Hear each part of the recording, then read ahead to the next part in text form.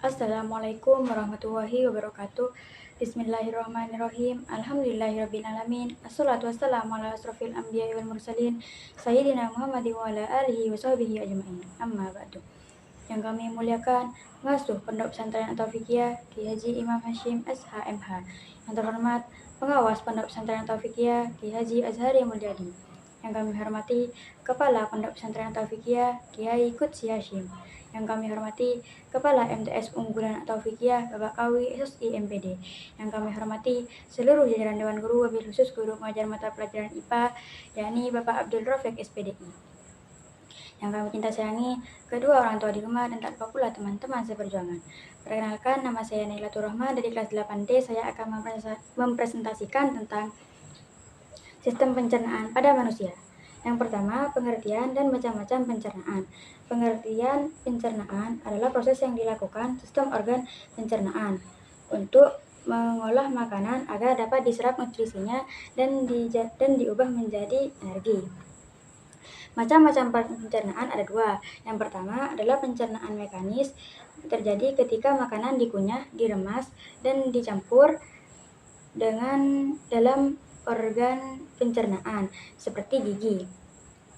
Yang kedua adalah pencernaan kimiawi, merupakan proses terjadinya penguraian makanan dari bentuk kompleks ke bentuk yang lebih sederhana melalui menggunakan enzim pencernaan yang dihasilkan oleh kelenjar-kelenjar pencernaan.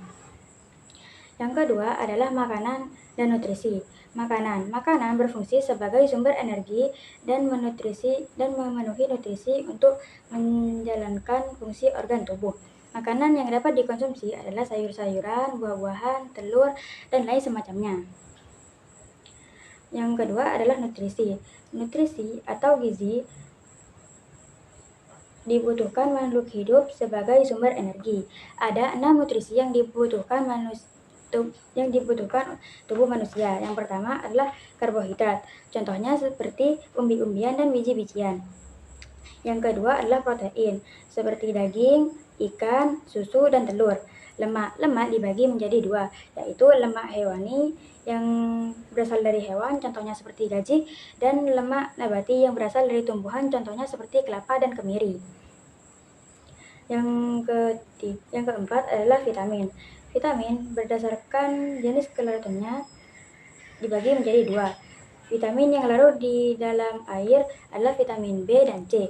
Vitamin yang larut di dalam lemak adalah vitamin A, D, E, dan K. Yang kelima adalah mineral. Sumber mineral seperti hati, telur, susu, ikan, kerang-kerangan, dan sayur. Dan yang keenam adalah air. Organ-organ pencernaan. Yang pertama, mulut. Adalah proses pencernaan makanan pertama kali di dalam rongga mulut.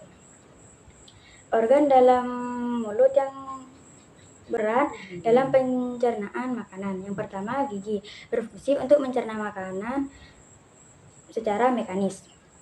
Yang kedua adalah lidah. Supaya dapat dihaluskan makanan harus ada di antara gigi atas dan gigi bawah. Yang ketiga adalah kelenjar ludah. Makanan di dalam mulut dicerna secara kimiawi menggunakan enzim yang dihasilkan oleh kelenjar ludah. Yang kedua adalah kerongkongan. Setelah dari rongga mulut, makanan yang berupa bolus menuju dekak atau faring. Faring adalah saluran yang dimulai dari belakang rongga mulut sampai awal kerongkongan. Pangkal faring memiliki katup epiglotis yang berfungsi untuk menutup saluran pernapasan saat makanan melewati faring. Yang ketiga adalah lambung. Lambung dibagi menjadi 3 daerah. Yang pertama, kardia, berada di bagian atas, merupakan daerah pintu masuk makanan dari kerongkongan. Yang kedua adalah fundus, yang berbentuk membulat. Yang ketiga adalah pylorus, yang berada di bagian bawah yang berhubungan dengan usus 12 jari.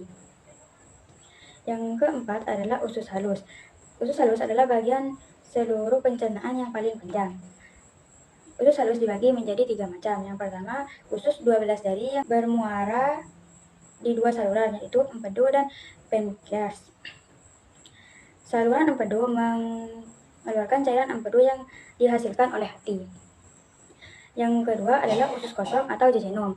Jejunum terjadi di akhir proses pencernaan zat-zat makanan. Yang ketiga adalah usus penyerapan. Sari makanan yang dihasilkan pencernaan diserap oleh usus pencernaan. Yang ketiga adalah usus besar. Usus besar berfungsi untuk mengatur kadar air sisa makanan.